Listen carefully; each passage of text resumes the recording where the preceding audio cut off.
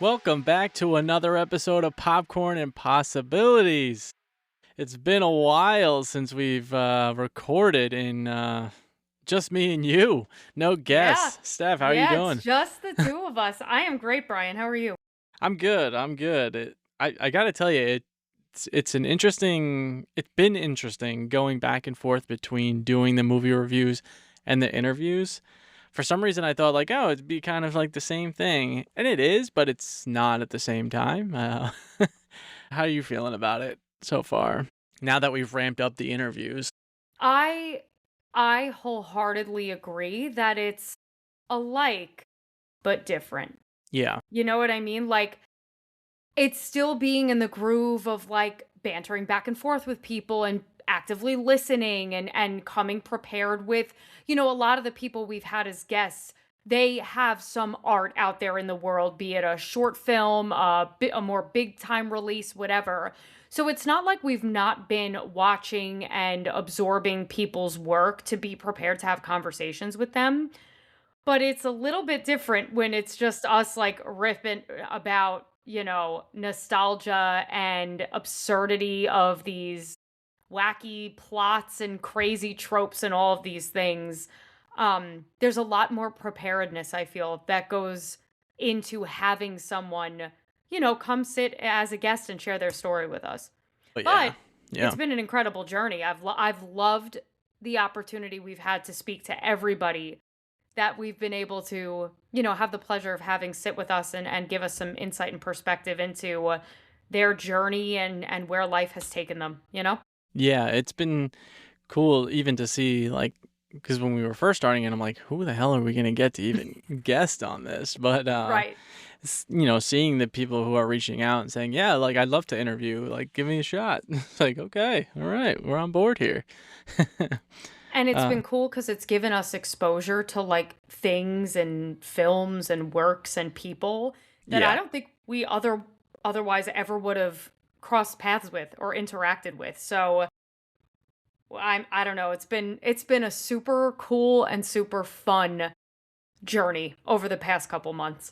yeah, and more to come definitely. So stay tuned for that. Today, however, is a movie review day. And, when we first started, we were going through all these high school rom-coms, and the most popular feedback I think we got from it was, "Where's Clueless? Are you gonna do Clueless? Can you do Clueless?" Well, here it is. We have finally watched Clueless. So everybody out there who wanted it, you got it. We watched it. We gave it the full kit and caboodle over here. Yeah. Yeah. We figured why not, give the people what they want. Yes. Yes. I will say, just for a first start of the rewatch, I didn't remember a lot of this movie. I thought I remembered a lot more. I was dying every time you were like, "Oh, I don't remember this." Because it felt like scenes that I consider iconic or things that I consider, Mhm. to be things that I still remember from the movie today. You're like, "Yeah, no, totally forgot this happened." So much so that I was mixing the TV show with the movie. See, that's where you threw me for a loop. I was like, "What show are you talking about?" I've only seen the movie. I've not seen the show. Yeah, it came after the movie, obviously because of the success of the movie. Sure, It was sure. 3 seasons, I think. It was on TGI Friday, the ABC lineup back Oh, in the yeah, I day. remember. Yeah, and the first season I think was. I think after that it went to like UPN 9 or some shit, but uh I was an yeah. avid TGI Friday watcher, and I have no memory of this show, so its time there must have been short-lived Yeah. before they sent it off to UPN 9 or wherever it went. Well, Faison, Stacy Donald Dash, Faison. yeah, Stacy Dash and Elisa Donovan, the one who plays Amber, they all reprised their roles. They just replaced Alicia Silverstone because she was like, "No, I'm going to do movies. I'm not doing that." Uh, Amber, oh, she is just probably the most annoying character I Mhm. think, ever written into one of these high school dramas. Something about her is just so irritating to me. And every time I hear the name Amber now, all I hear is, "Hey, Ambular." That's all I hear. God. Uh, It the movie just uh, the plot is all over the place, and I don't it does it get a pass because it's coming of age film? Like, I don't know. it's so hard to say because I lean very biased towards, like, this movie is a classic and it always has been to me. So Mhm. it's there is no plot. Like, we talk about paper thin plots on this show a lot. I don't even think you can say that about this movie. Yeah. There, like you said, it's more of a, like, following these people through high school as they kind of grow into themselves, Mhm. more than it is like a She's All That, for example, where it's like, I'm gonna make a girl prom queen and this is the journey, and then she finds out it was all a scam and whatever. Mhm. Again, it is not a rock solid plot. There's not a lot of depth to it, but there is a plot to follow. In this one, if you were to ask me, like, what's the plot of Clueless? It's like Cher grows up a little bit. She Yeah. kind of grows into herself and realizes that maybe being the most popular person in the most superficial way you can define a popular person is the most important thing to her. Right. But there's not really a plot to get there. It's just kind of these, it's almost like vignettes, like clips throughout their high school year. Yeah. Um the the closest thing you could associate to a plot is them trying to get Mr. Hall and Miss Geist together, because that is the only thing that follows its way from the beginning to the end of the movie. But it's like a little thing in the beginning, and then they go into the They get whole married at the end. everything It's else, so and then the weird. wedding at the end. It's like, Yeah. "Oh, I forgot this was even a plot line here." Um, well, let me ask you this, like, so it's nostalgia for you. What did you love about it then, or what holds up about it to you now? So I was always very drawn to Ty's storyline. Okay. And, like, I've talked about this in other dramedy, recaps, like, Yeah. I was not a popular girl, I was not well-dressed, my hair was a mess, like, I fit in more with the, the black sheep kind of, type Right. folks. They were not the most popular people, like the Travis Birkenstocks of the world. Um, so I always kind of gravitated towards, oh, I wish a popular girl would kind of adopt me into their group. And then kind of watching Ty decide, like, no, I'm going to be me and I'm going to do my own thing. And that's fine. Mhm. There was always something that struck a chord with me because she tries so hard for most of the movie to be something she's not, right? Because that's every girl's desire. Or I shouldn't even say girl, a lot of people's desire when they're going through that phase of life, like young adolescence, young adulthood, Mhm. is fitting in and being popular and having a lot of friends and having, that boyfriend or girlfriend, like your soulmate, whatever. When really what you end up learning through that whole experience is the important thing is finding yourself. And I think Ty's character is almost representative of that in a very loose and condensed way. It's not like you follow her through a year of her high school life or anything. Yeah. Um, but for me, that's why it still holds up. A lot of the movie, as we discussed, did not age great, does not Yeah. hold up great today, but that for me will always make it a meaningful movie for me. Mm. Okay. Okay. I figure like it's like the fashion and like in the beginning when she's got the computer and they're picking out all the fancy outfits. To me, it's like okay, it's kind of like I don't know the female version of like Richie Rich, right? Where the kid's got a McDonald's and stuff inside, and Yeah. you're like, oh, I would Yeah. love that. Oh, But I wanted one desperately. mm, Desperately when I first started watching that movie. I'm like, I got to get me one of those. But I think the thing about Clueless is, like, they make it very obvious that Cher comes from money. yeah, Like, oh yeah, these are a bunch of rich kids in Beverly Hills or wherever the heck they are in California. Like, hmm they don't try to make it seem like this would be accessible to anybody. So I think I always kind of viewed it as like, oh, if I was a billionaire, I would want this, not me sitting in my room as a, 10-year-old think that this is something that will ever happen for me because it didn't Yeah. seem realistic, you know? Yeah. Yeah. I don't know. I'm probably gonna get attacked for this. I don't think it's a very good movie. I don't think it's a good message. I don't think any character is really relatable. I don't really find Cher's character to be likable. Like she's trying to like force her lifestyle on Ty, and I'm like, it sets up a bad like if you're watching this as a young child and you're like, oh, it's good to be like bullied into influence by a popular Yeah. person, and like that's not a good message either. There's no redeemable dude character.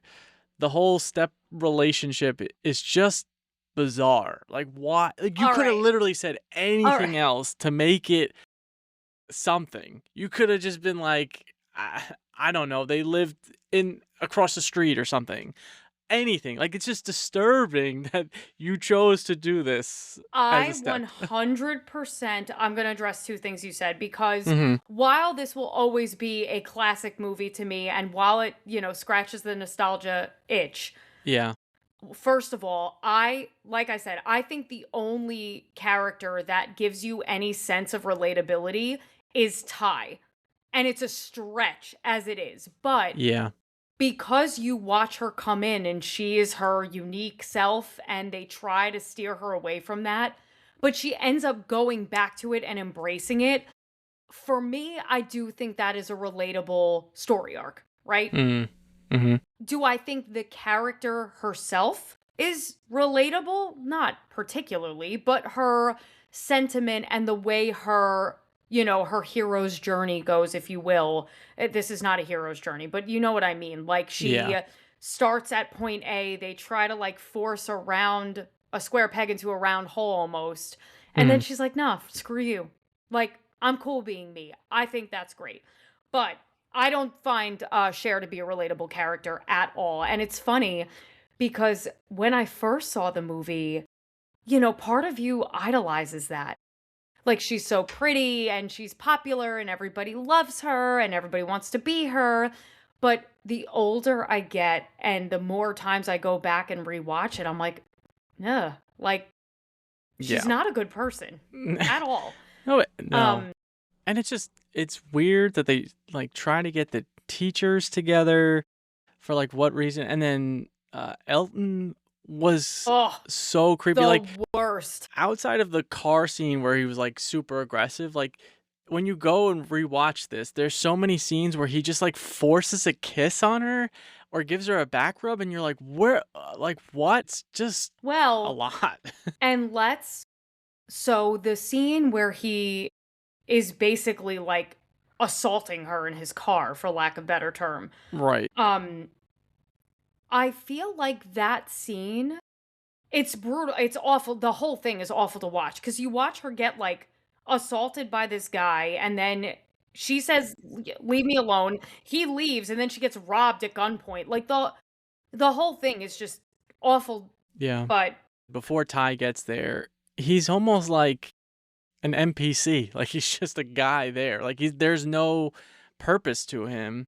Then obviously you bring him in with Ty, but then he disappears and you never see him again. It's the right, same thing like when they enter Christian, it's like she's got the crush, then she finds out that he's gay and it's like then he disappears. And it's like it's all I yeah, like high school is not like it's like that, but it's not. It's not you don't just easily disappear from these people. Like these are the same people for 4 years of your high school existence. right, right. The mugging I feel like should have been cut, to be honest. Like it's supposed to be a comedy. There's like nothing funny about that. Like No, even the jacket line, like whatever the brand was, like I don't and know. Alaya Yeah. and Awada.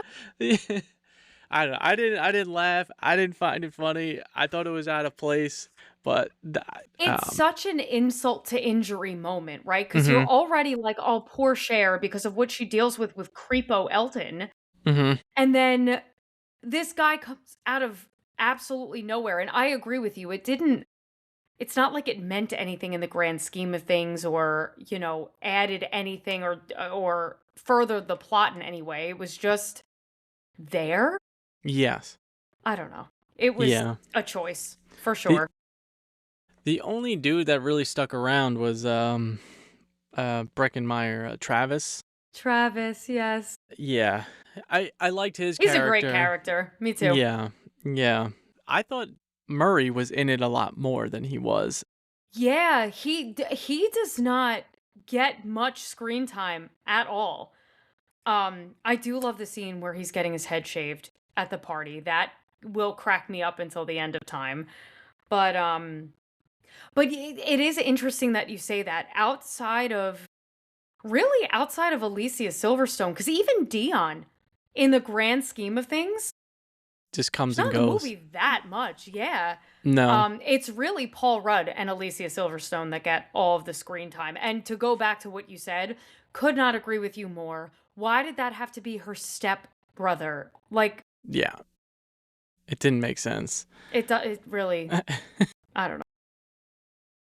And it's like I don't know, to come around and it be Paul Rudd in the end was a interesting move too. Admittedly, he, outside of the whole like weird dynamic of their relationship as it existed, he is the most likable guy in the movie. Yeah. Yeah. Hands down. Yeah. And he hasn't aged in 35 years. Well, I was going to or say, we whatever. also have to address the elephant in the room. If you told me this movie was shot 30 years ago and I had never seen it, because it turns 30 this year. It came out in 96. Oh shit. We said no, I thought 95. Yeah, I thought it was 95. 96. 96 is the show. Oh, well, darn. All right, so 31 it's still years ago. 31. 31 years ago. If you had told me that, he was 31 years younger Mhm. and I wasn't familiar with the movie, I would not believe you. I'd be like, no, Yeah. it looks the same. He is whatever he's doing. Share your secret, Paul Rudd. We're dying to know. Right. Did you find Tuck Everlasting? Are you a vampire? Like, tell us your secrets. We must know. Something. Yeah, What are you doing? We need to know. What's your skincare routine? Yeah. Yeah. All right, so God. let me get into some fun facts here. Seems like Let's a do good it. point. So there was a lot of people that tried out for these roles or read Really? for them. Yeah. So Dave Chappelle and Terrence Howard read for Murray. Interesting. Yeah. Yeah. Which I some of couldn't these. see Chappelle. I could see Terrence Howard. I think it's because I know Chappelle from too many skits where I'm like, no. I don't know. I see Chappelle over Howard just because I think of like Half Baked, and like I think it could possibly Okay, fair work. enough. Fair Terrence enough. Howard, I just think of that either Iron Man or that other movie where he plays the rapper. I forgot the name of it. Moving along, Lauryn Hill and Kerry Washington read for Dion. Lauryn Hill? Yeah. Yeah. Holy Crazy. cow, this would have been a totally different movie. Mm-hmm. Damn. Seth Green, Owen Wilson, and Jeremy Renner read for Travis. Which, another one, like, wow. Jeremy Renner, I'm like, you were around this long? Yeah, that's crazy. Crazy. Owen Wilson, no. Whoa. No. Wow. Wow. Who was Seth? I was doing Joey Lawrence. Seth Green would almost make sense because he was in a lot of these movies in this time. Yeah. But I think that Breckenmeyer was perfect. I'm glad that's who they went with. I agree. Zoe Deschanel read for Amber and Cher, and Leah Remini read for Ty. Wow. Mm-hmm. So that's a lot of people, and I think there was more. I just was like, I'm gonna cut it off here, but Zoe yeah. Deschanel is another one. I know. I'm like, I mean, we've talked about this before, where it's like you kind of forget how long these people have been around. Yeah. Wow, crazy. So we talked about this before, but yeah, it was 1 year after the film. The TV show aired on ABC, part of TGIF. Rachel Blanchard stepped in as Cher. Director, writer Amy Heckerling was also the director of Fast Times at Ridgemont High and Loser with Jason Biggs. I don't think I've ever saw that, but Oh, isn't Teenage Dirtbag from that movie? maybe I'm pretty sure the music video is from that. that movie. Is from, yeah, yeah. Silverstone had 63 costume changes throughout the movie. I mean, I That's could see that. yeah. And the last two I got here was Breckenmeyer sprained his ankle while rehearsing one of the skateboard scenes. So all the subsequent scenes after that, they had to work around the fact that he couldn't walk. Oh, poor guy. For the record, Teenage Dirtbag is from Loser. There we go. I know Jason Bigg is in the music video, and I was like, I know it's not American Pie. I'm pretty sure it's Loser. Okay, I feel better now. And the last one to tie in what we've actually been talking about. So execs wanted Josh and Cher to be next door neighbors because they thought ex-step sibling relationship was too incestuous. Incestuous, right? Yes. But yes. Heckerling, the director herself, pushed back, arguing that her own grandparents had been step siblings who met as teenagers. Okay. Let that sink in a little. Doesn't make it right there, lady. It doesn't. And I mean, listen, there's the argument that I'm pretty sure when Cher and her dad are first talking about Josh coming to stay with them, he says, "You divorce wives, not children." So it's entirely possible that because this wasn't his first wife, like she came with Josh from a previous marriage and then they were married for, so there probably is technically no blood relation between Josh and Cher whatsoever. But I don't know, just the dynamic. Like, I can't imagine growing up with somebody as a brother figure and then falling for them later in life. I don't know. But then, Not but it's just like something I could relate to. the fact that you had to think about it, right? Like, but okay, like the relationship maybe it was married. Like, why make it that complicated? I'm doing 4D chess to try to make it not weird. Yeah, like you could just say a neighbor. Like, why is that such a big deal? Like, Yeah. you don't need to bring in your personal feeling on it. You know what's another aspect of Josh that does, like, Ty was in love with Josh for all of 30 seconds in the movie. Yeah. And that's another plot line that goes nowhere for no reason. Yeah, it was like just an added anger to Alicia Silverstone. Like it just Cher, whatever.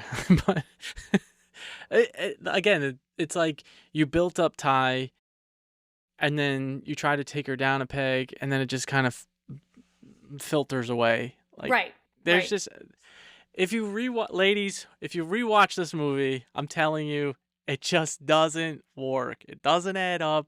Nothing makes sense. I don't find it funny. There's nothing redeemable. That's my spiel. That's an intense take, dude. I don't Nothing think it's redeemable. no. There's No. some funny moments. I still laugh. Her driving test kills me every single time. Oh, when she Yeah. crashes. Yeah. Almost hits a bicyclist, hits a car, you know. God. I'm sorry. Maybe it was a little harsh, but it's not. It was not what I thought it was going to be.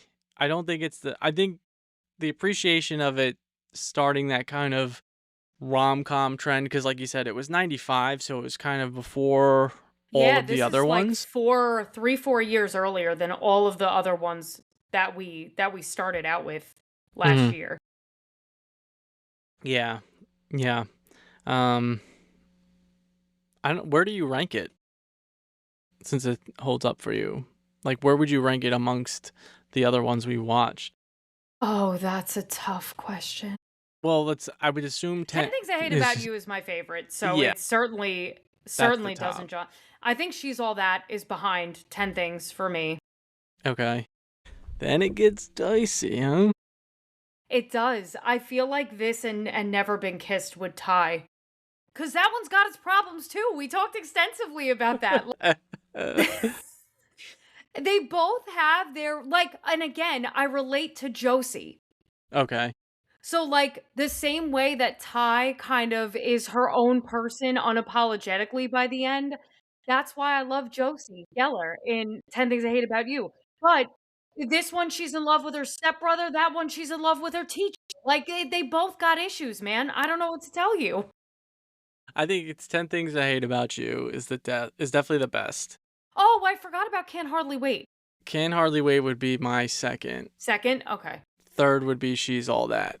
Okay. Then I would probably, I don't know, as bad as bad as I've shitted on this movie. Again, I apologize to the fans out there that love this movie. I would probably put Clueless over Never Been Kissed. Just because Never Been Kissed Wow. is way more problematic. At least it has a plot. That's true. True. There's at least But a story there. I think I'd take the 4D chess relationship over the problematic teacher relationship with student. Yeah. Yeah. I get it. I get it. I don't know. See, this is why it's so hard because 10 Things I Hate About You is that is the obvious winner of everything we watched for me. Yeah. And Hmm. that's not based on nostalgia or how many times I've seen it, because they're all kind of on a level playing field except for one, and that's why I bring this up. So 10 Hmm. Things I Hate About You by miles is the best one to me. She's All That was something just consumed me when that movie came out. I was obsessed with that movie. And I had a big crush on Freddie Prinze Jr. So that probably bumps that one to second for me. Okay. Then, like I said, Clueless, Never Been Kissed, like they are both classics to me. I will watch them every time they're on. They both have a female character that I relate to in some way. Josie is obviously a much stronger attachment for me than Ty. Hmm. And Ty, admittedly, is only relatable for part of the movie, and she has no plot. Like, you don't watch her grow or develop or change in any way, really. Hmm. Um, but it's hard for me to not put both above Can't Hardly Wait. And I don't think that is because of the quality of Can't Hardly Wait. I don't think that's because of the plot of Can't Hardly Wait. Hmm. I think it's simply because I've only seen it once with you for Yeah. this, and I Right. did not see it in its prime or like when these movies were really formative and important to me. So I think that is my test case to say nostalgia plays a huge part in In these these movies. movies remaining relevant and important, because for you, like for you, you'd never seen Never Been Kissed before this. Right. No. So it like, even if it wasn't with the movie or it was more with the show or whatever, you had some nostalgic attachment to Clueless. Yeah. I mean, So, I had a crush. She was like one of my first crushes as a sure. kid. Sure. So Absolutely. So, I just think it's interesting that, like, for you, the movie that you have the least attachment to, you're like, well, I guess I'm putting this one on the bottom because, like, whatever. yeah. Whereas for me, I'm doing the same exact thing with Can't Hardly Wait. Yeah. Can Hardly Wait, I watched when HBO first had the on-demand channels. They would just Okay. play like the same movies like 80 times a day for Yeah. like Yeah. 3 months. Yeah. So that movie was always on there. So that was where I kind of got my first like taste into all of them. Got And it. 10 Things I Hate About You. I think like it's more of the comedy aspect that I like in Can't Hardly Wait. 10 Things I Hate About You does the most well-rounded story because it gives you a male perspective and a female perspective Yes. in two Yes. different ways. Yes. And so I think that's what kind of nails it and keeps it up top. Um, Whereas like the other ones you kind of find like, okay, I can find something a little bit off with this one or that one. But like you said, I think the nostalgia does hold a factor, but it does make me wonder like, okay, this is how you're feeling now, currently. Now, in 10 years from now, are you still going to feel the same way? Or are you going to be like, okay, grow up? I'm gonna go out on a limb and say I've been listening to the same music for what, 20 some years now. I've been Yeah. watching the same shit for 20 some years now. Like, the chances that I'm gonna watch Never Been Kissed in 10 years and all of a sudden be like, I don't love Drew Barrymore in this movie anymore. I don't think Josie reminds me of a younger me are very slim. Like, I think Yeah. will they probably fade in terms of like every time it's on, I'm gonna watch it? Sure. But do I think the things that make them meaningful and special and nostalgic to me today are going to change? No. Yeah. The nostalgia of music though is different from the nostalgia of movies and TV. Because like Interesting. Why? the music, when you hear a song that like you've listened to when you were 17, it can take you back to a moment. For example, like I had a rough breakup, I can run back to like some old song. I can't think Sure. of it right now, but like it transcends you back to a time in your life. Like Yeah. Sure. a movie, I can remember maybe the first time I watched it, but the movies I'm more scared now, especially after watching like Snow Day, I'm like, maybe it's better to leave some of these things in the memory of it Yeah. than to do it again. Like I loved Catcher in the Rye. We've talked about this freshman year or sophomore year, whenever it was, but like I will, never go back and Go read back and it. reread it. Yeah, Yeah. because it would probably be I horrible. But yeah, I'm gonna have to agree with you. Music transcends time and space for me. Like watching She's All That, Never Been Kissed, The Princess Diaries, like any of these with like some female character that was considered like nerdy or weird or an outcast or something, yeah, having a glow up, but ultimately embracing who they are. That is just reminiscent to like I remember being, in middle school or high school, whatever. But I agree with you. Like for me, music can instantly transport me to a very distinct memory or a period of my life or a concert memory or something. It's more powerful for me. And you're right. It's a different type of nostalgia because it doesn't make you think of, like, how things were or how old you were when this movie meant something to you. It brings you to a very distinct feeling or moment or person or whatever. Um, so I think the tie to musical nostalgia and memory is stronger than what oh you get yeah. from rewatching a movie. Yeah, like you said, the concert aspect too. It's All American Rejects. I remember going to that concert, or Gym Class Heroes. When I listened to it, I remember going to that concert. Mhm. So you have the happy memories, then you have like the breakup songs when you went Breakups, through a breakup yeah. and you're watching that, or like even the like the beginnings of a relationship and like the Yeah. beginning songs that you listen to, like Sharing mixtapes mm, back and forth, like, learning the right. type of music that the other person likes. Yeah, I mean like We Found Love always by Rihanna like always transcends oh, me back to like my early 20s. Like I've just first met Jill. It was like the prime of like a lot of friendships that I was making. So the movies, I think what changes is because you change, yes. right? Like 500 Days Yes. of Summer, I used to be like, I was in a bad breakup. This is so relatable. Like, all right, Tom, I got you. But then you go back and rewatch it now and you're like, shut up, Tom. Fucking get over it. Yeah. Yeah. No, it's so true because all of these movies we've been revisiting, right? Mhm. In this genre specifically, they take you back to like high school. Mhm. And we're like, or at least I shouldn't, I'll speak for me. I'm like grasping at straws to talk about why it's still relatable to me now. And it usually comes back more to a person that I identified strongly with in that period of my life. Yeah. And that's why, because it's like, oh, well, that helped me get through high school. Because, if they could get through it and they could find themselves and they could be comfortable in their own skin, maybe I can too. Right. Um, and it's like a core memory, right, of growing up and getting through that period of your life. Mhm. But I think that's why I think we said about Never Been Kissed, it aged like an avocado.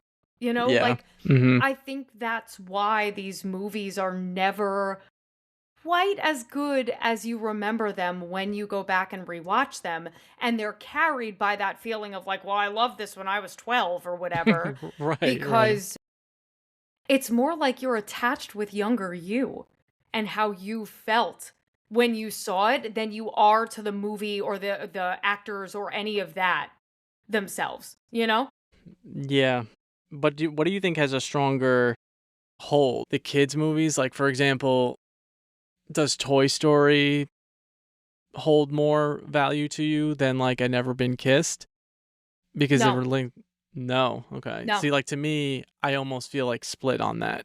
Because, like, I love Can't Hardly Wait, but I like, Toy Story was, like, prime kid age for me, and I was, like, in love with it, and it brings back so many happy memories. Yeah. Mighty Ducks is another one, like, I love that movie. Space Jam, I used to, like, go ape shit when that theme song came on. It bangs. Yeah. So, Yeah. um, I mean, it's a little different, but there's, like, a lot of happy memories attached to that, so Yeah. I I'm just finding with, like, the high school ones, it's like I'm relatable, but it's, like, almost like I'm getting to this point where my mind is, like, shifting away from it, like, I don't wanna go back to that, you know? Yeah.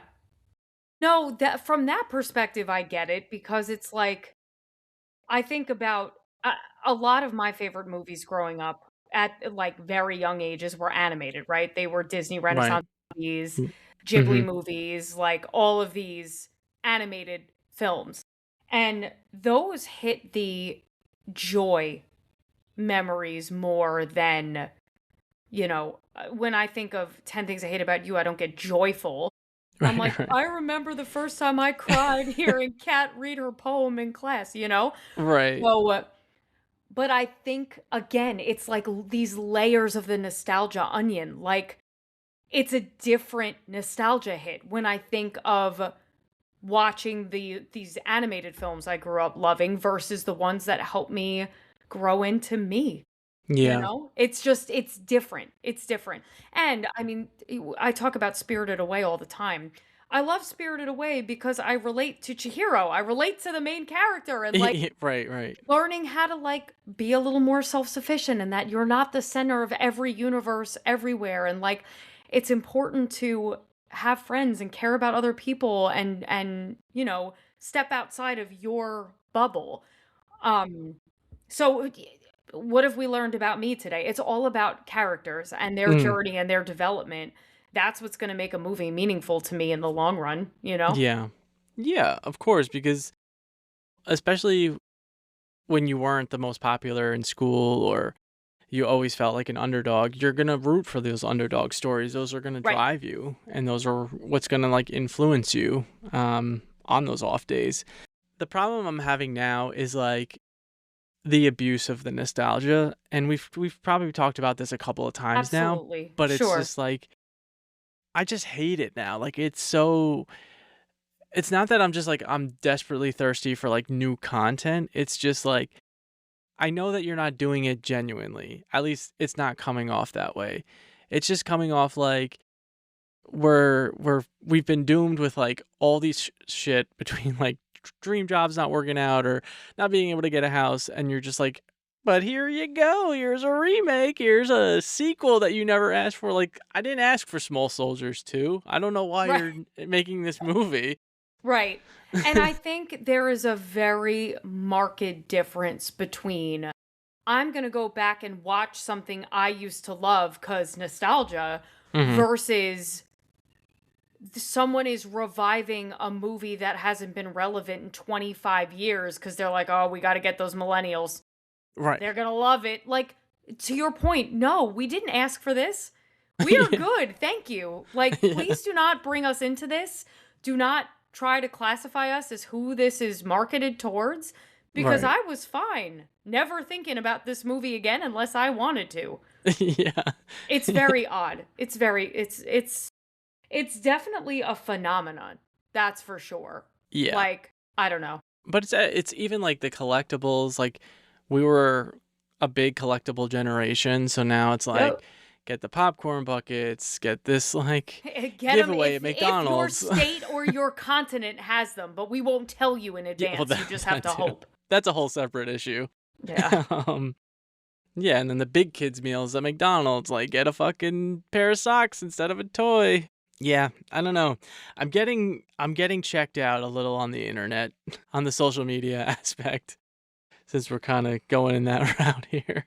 I'm sick of like these like survey posts, right? So Yeah. it'll be like, people who like the color red are actually 70% more happier when they like, shut up, shut up. Like, this is not true. It's all bullshit. Like, stop fucking feeding me this nonsense. People who sleep on the couch for 2 hours a day are more likely to be like, no, no, no. What cheese are you based on your horoscope? Yeah, It's yeah. wild stuff. I never asked for it. A little pepper jack. I never asked for it. Social media is rough and I find myself fatigued on it all the time. I try to curate what comes into my feed to be very specifically like cute animals and Mhm. recipes that I might enjoy Yeah. because I don't I it's become a joke now. Like I don't need your life story before you tell me your 4 ingredient brownie recipe. Like I just tell know. me the ingredients and let me move on. Yeah. Um but I try as best I can to filter through some of the bullshit that's on there. And we've talked about this before too. Like, social media is a glimpse that somebody wants you to see into a corner of their universe or their life. And Right. obviously, 90% of the world only wants you to see the good stuff. So it can be really exhausting if you spend a lot of time on social media and if you're not specifically looking for recipes or cat videos or whatever it is that brings you joy, it can Yeah. be very easy to fall into the trap of like, I wish I, was that successful, or I wish my career trajectory had worked out that way, or I wish I was able to go on 10 vacations a year. It's like you have to take a step back and remember you're seeing the 10 vacations in that year. What you don't see is all of the grind that goes in behind the scenes to get there and you see the highs, you don't see the lows, and you don't see the vast majority of what any person is going through at any given time. They are only showing you the highlight reel. Yeah. Um and Yeah. that can be exhausting in and of itself. But even now, they're like, I think it's like Instagram is like you're not even seeing your own friends' stuff at this Yeah. point. You're Yep. just getting more slop, and it's like, And yeah, slop. even it's Yeah. like, oh, I love, even if you say I love dog videos or cat videos, whatever. But now you're getting hit with like AI Hey, Sora videos, and it's like, oh, this cat took the baby. Oh no! And then you got your fucking parents being like, did you see this video where they took the did you see baby? the baby that was saved by the cat in the ocean? It's like, Ma, just have you ever fucking seen turn. a cat that swims in the ocean? Like, what are you saying? I think It's one was. wild. Wild. I think my dad sent me one that was like an alligator. I'm like, where did the alligator come from? It's a backyard. Would it just fucking appear? What are we doing here? Like, this is what the internet has become? It's like, this Yeah. is a disaster, man. It's a Yeah, it's a fucking mess. disaster. It's a mess. It's a mess. That's for And sure. even like, I I love like the hope core, and I love like seeing like good inspirational quotes. But then it's like, oh, you love it, huh? Well, here's like 6 videos in a row, and it's like, whoa, slow down. I don't need like Yeah. 20 at once, because then like half of them contradict each other. Yeah, So it's like, spoon feed it to me, would you? yeah, Jesus. yeah. Then it's like if you like, God forbid, search something like, I don't know, butterflies. It's like then all your feed becomes like butterfly shit. Yeah, It's do like, not search anything because that yeah, will become your entire feed, whether you like it or not. it's crazy. Yeah, that was my rant. I don't know. I was scrolling today, and I was like, I'm just kind of fed up, fed up with this. I feel like believe it or not, my exhaustion on social media gets so much worse in the winter like this when it's Yeah. cold and there's nothing else to do. So I'm like, well, I'm not going outside and it gets dark so early that like there really aren't any after work plans or anything. So I Mhm. feel like inherently I just spend more time on screens and on my phone and things like that. Yeah. But I really have been trying to make a concerted effort not to spend hours and hours and hours just scrolling because like you said, it becomes overwhelming, it becomes exhausting, and it almost becomes depressing in a way, and Yeah. I don't know. I'm trying not to fall into that trap. It is hard, especially like you said in the winter months. It's cold and you're mostly at home. I just feel like we're going in the wrong direction, especially even with like you see the article about Netflix making the movies where they're going to like design them so that you can be on your phone. Like that's not that no. Like that's not the Oh, point of it. yeah, Like yeah.